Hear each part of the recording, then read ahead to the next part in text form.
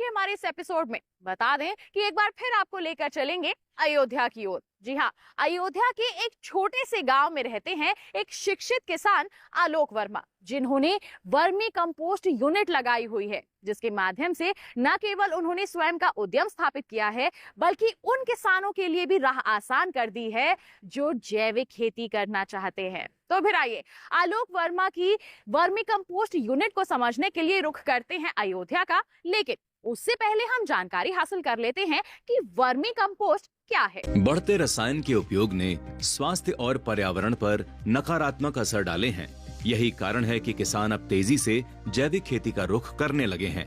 जैविक खेती में सबसे लोकप्रिय है वर्मी कंपोस्ट। इसका उपयोग तब ज्यादा आसान हो जाता है जब पशुपालन के साथ खेती की जाए, क्योंकि वर्मी कंपोस्ट तैयार करने के लिए सबसे जरूरी होता है गोबर। गाय के गोबर को फसल के लिए पोषण का सबसे अच्छा विकल्प माना जाता है, जिसमें पौधों के लिए जरूरी सभी सूक्ष्म तत्व संतुलित मात्रा में मौजूद होते हैं। इन सूक्ष्म तत्वों को पौधे या फसलें बड़ी आसानी से अवशोषित कर लेती हैं। वर्मी कंपोस्ट बनाने की कई विधियां प्रचलन में हैं, जिनमें से सबसे ज्यादा लोकप्रिय है बेड विधि। इस विधि में छायादार जगह पर जमीन के ऊपर 2 से 3 फुट की चौड़ाई और जरूरत के हिसाब से लंबाई के बेड बनाए जाते हैं। इन बेडों को बनाने के लिए गोबर, जानवरों के नीचे बिछाए गए घास फूस, खरपतवार के अवशेष का इस्तेमाल करके बनाया जाता है। बेड की ऊंचाई करीब 1 फुट रखी जाती है। बेड को पुआल या घास से ढक दिया जाता है। इस तरह जितनी जरूरत हो उस हिसाब से बेड बनाने चाहिए। शुरुआत में पहले बेड में केचुए डालने होते हैं, जो कि उस बेड में गोबर और जैव भार को खाद में बदल देते हैं। एक बेड की खाद बन जाने के बाद केचुए खुद ही दूसरे बेड में पहुंच जाते हैं। इसके बाद पहले बेड से वर्मी कंपोस्ट अलग करके छान कर भंडारित कर लिया जाता है। टीन शेड के नीचे कुछ लोग खाद को छानने का काम कर रहे हैं, जिससे खाद और वर्मी को अलग अलग किया जा सके। इस यूनिट को चलाने वाले युवा उद्यमी और किसान हैं आलोक वर्मा, जिन्हें किसानी विरासत में मिली, और इसीलिए बीएससी एग्रीकल्चर में डिग्री लेने के बाद आलोक ने अपने ज्ञान को किसी कार्यालय में खर्च करने के बजाय अपने खेत में ही लगाया और साल 2020 में शुरू किया वर्मी कंपोस्ट बनाने का काम। आज आलोक के पास करीब 100 वर्मी कंपोस्ट यूनिट हैं। हमारे यहाँ खेती बहुत दिनों से होती रही और हमने एग्रीकल्चर पढ़ाई करने की वजह से बाहर ना जाके आज हम एग्रीकल्चर फील्ड में ही काम कर रहे हैं। जैसे कि हम वर्मी कंपोस्ट स्टार्ट किए हैं, इसको हमने चला रहे हैं, और उसके बाद मशरूम का भी काम स्टार्ट किए। उसके बाद हम जैविक कीटनाशक इत्यादि जो चीज़ें बनती हैं और अपने यहाँ रासायनिक मुक्त खेती के लिए भी अग्रसर काम कर रहे हैं। और इसी क्षेत्र में काम करने का जो हमको एक अनुभव मिला और ये जो तकनीकी सहयोग मिला हमको कृषि विज्ञान केंद्र मसौदा से मिला है, और उन्हीं के साथ मिलकर हमने जो काम धीरे धीरे स्टार्ट किया था, आज वो हम अच्छे पैमाने पे ले जाके व्यवस्थित कर पाए हैं। तो हमारा जो सबसे पहले हमने वर्मी कंपोस्ट यूनिट लगाया 2020 में। लॉकडाउन के दौरान कहीं जाने की अपेक्षा ना रख के हमने अपना खुद का वर्मी कंपोस्ट यूनिट स्टार्ट किया, और आज हमारे पास 100 यूनिट है वर्मी कंपोस्ट का परमानेंट यूनिट है।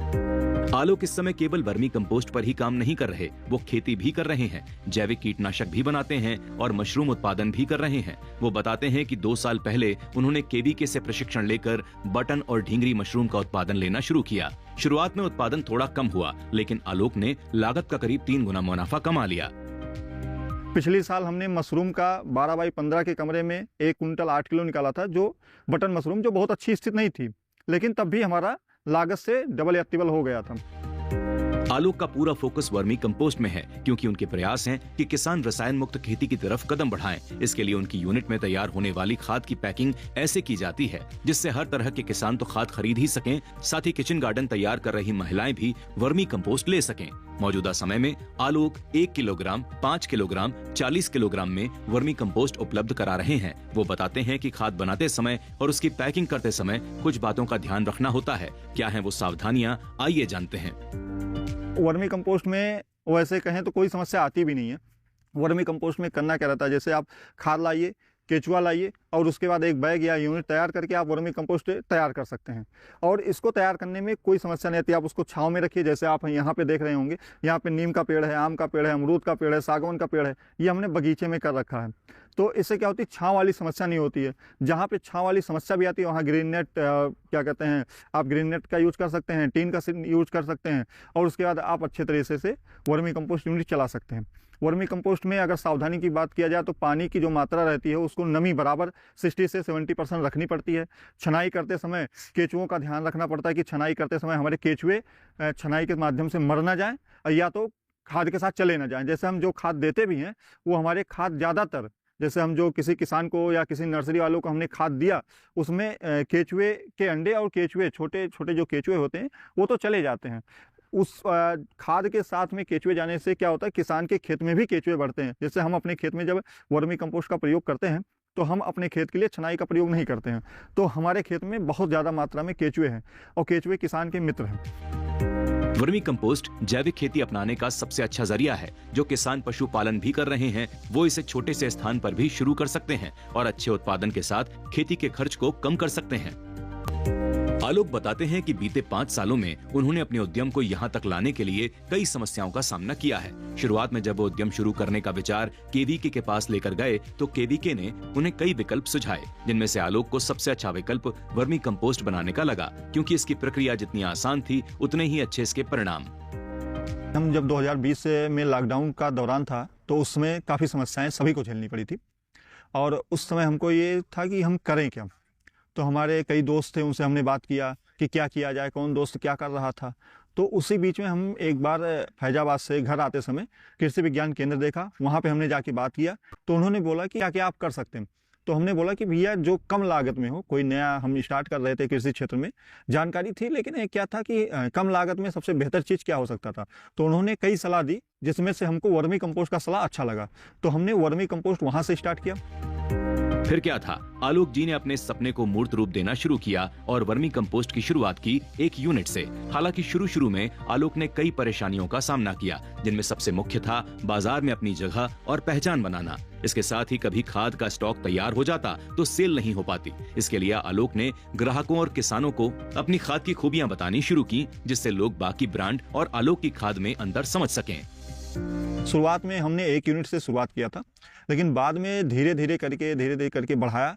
कुछ समय अच्छा चला, फिर बीच में दिक्कत आई। जैसे एक बार दिक्कत हमारे लिए ये आ गई थी कि हमारे पास लगभग 10 कुंटल माल हो गया था, तो हमारा सेल नहीं हो रहा था। हम करें तो करें क्या, 10 कुंटल 20 कुंटल माल हमारा अगर रुक जाए, और शुरुआत में तो हम सेल नहीं कर पा रहे थे। फिर हम जाके कृषि विज्ञान केंद्र अधिकारियों से मिले, कृषि विभाग के अधिकारियों से मिले, सभी से मिला, तो वहाँ से जाके हमारे वो निकलवाए कि खाद आपका निकल गया।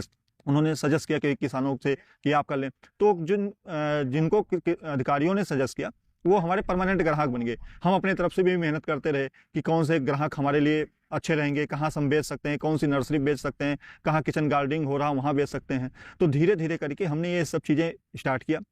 शुरुआत में एक बार हमारे साथ ऐसी घटना हुई कि हमारे लगभग केंचुए मर गए। तो हमने अधिकारियों से पूछा कि, और दोस्त जो थे हमारे वर्मी कंपोस्ट जो साथ में स्टार्ट किए थे, जो जिनसे हमने सलाह भी ली थी कि भाई क्या किया जा सकता है, तो उनसे बात किया तो पता लगा कि पानी की मात्रा हमारा कुछ ऊपर नीचे हो रहा है। तो हमें ये पता चला कि हम पानी की मात्रा कम डाल रहे थे, इसकी वजह से हमारा नुकसान हुआ। तो जब हम कुछ करना शुरू करेंगे तो 100% उसमें कुछ ना कुछ नुकसान हमारा होगा, और वहीं से हम सीख के उसको आगे बढ़ेंगे। और धीरे धीरे करके फिर हमने 10 यूनिट किया, फिर उसके बाद हमने 50 यूनिट किया, उसके बाद आज हमारे पास 100 यूनिट, लगभग हमारे पास 100 यूनिट बैग। अच्छी वर्मी कंपोस्ट तभी बन सकती है जब किसान को ये पता हो कि किस मौसम में किन बातों की सावधानी रखनी है। आलोक बताते हैं, शुरू में उनसे भी कई गलतियां हुई। कभी कभी तो ज्यादा तापमान बढ़ने से केंचुए मर जाते थे या नमी होने पर भी नुकसान होता था। इसके लिए आलोक ने केवीके से संपर्क किया और कमियों को दूर किया। हमारा वर्मी कंपोस्ट यूनिट बहुत अच्छा चल रहा है, लेकिन अभी भी समस्या आ जाती है। अब बताएंगे आपकी क्या समस्या हो सकती है। जैसे हमारा उत्पादन हो रहा है, सेल नहीं हो रहा, ये नंबर 1 की समस्या होती है। हमारे केंचुए सेल होने चाहिए। असीना फटेरा की हमारी प्रजाति है, अगर उनको ठंडी में कैसे रखना उसका अलग प्रोसेस होता है, गर्मी में कैसे रखना उसका अलग प्रोसेस होता है, ठंडी और बरसात में कैसे रखना। जैसे बरसात में जहाँ पे भी खाद हम रख रहे हैं वहाँ पे अगर बरसात का पानी गिर रहा है तो वहाँ पानी नहीं डालना पड़ता है। ठंडी में पानी मात्रा कम डालनी पड़ती है, उनको ढकना पड़ता है। बोरे की ढकाई गर्मी में बिल्कुल मस्ट है। मान लीजिए ठंडी में नहीं कर पा रहे हैं, बरसात में नहीं कर पा रहे हैं, लेकिन गर्मी में आपको उसको ढकना बहुत मस्ट है, तो इस समय ढकाई हो जानी चाहिए। इन सब छोटी छोटी बातें जो होती हैं वो आप करके सीखते हैं या कोई बताए, अधिकारी बता रहे हैं या जो कर रहे हैं उनसे आप सीखते हैं। तो इन सब चीज़ों को सीखने के लिए आपको टच में बना रहना जरूरी होता है। इसी तरह हमारे सफल किसान आलोक ने मशरूम उत्पादन में भी संघर्ष किया है। शुरुआत में बस इतना उत्पादन होता था कि सिर्फ घर के लिए मशरूम हो पाता था, लेकिन अब आलोक मशरूम से भी बढ़िया मुनाफा कमा रहे हैं। मशरूम जो हम कर रहे हैं, हमने 3 साल पहले जब मतलब 1 साल हमने वो मशरूम यूनिट जब लगाया था तो 5 बैग में हमारा 1 किलो निकला था। दूसरे साल हमने किया लगभग 50 बैग से, उसमें हमारा लगभग 70 से 80 किलो निकला था। पिछले साल हमने किया था बटन का 3 कुंटल भूसे पे, उसमें हमारा निकला था 1 कुंटल 8 किलो मशरूम निकला था। बहुत अच्छा नहीं रहा, लेकिन इस बार हमने सर से पूछा कि अब हमें बटन मशरूम ना जाके ढिंगरी मशरूम करना है। तो यहाँ पे एक ट्रेनिंग चली, कृषि विज्ञान केंद्र पे ट्रेनिंग चली, उसके तहत हमको बीज वगैरह मिला, तो उसके हमने फिर ढिंगरी मशरूम स्टार्ट किया। ढिंगरी मशरूम हमें लगा सबसे बेहतर है। रीजन क्या है कि बटन तो हर जगह मिल जाता है, बटन आप आउट ऑफ सीजन भी ले सकते हैं, मंडी में भी जा सकते हैं, लेकिन ढिंगरी मशरूम हमारे किसी के यहाँ जल्दी से मिलता नहीं है। और ढिंगरी मशरूम को औषधीय मशरूम दर्जा प्राप्त है। हमने सर से ही बीज लिया और सर से ही सीखा और सर को ही बेच दिया। जैसे हमारे आसपास कोई मशरूम में था नहीं, ढिंगरी मशरूम में, तो हमारे लिए एक समस्या ये आई थी कि हम ढिंगरी मशरूम का रेट क्या रखें।